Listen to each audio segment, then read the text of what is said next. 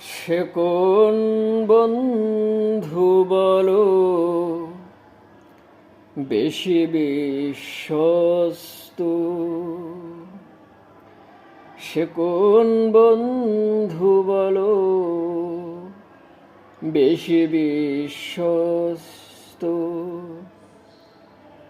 যার কাছে মন খুলে দেওয়া যায়, হওয়া যায় বেশি আশ্বস্ত। সে কোন বন্ধু বলো বেশি বিশ্বস্ত?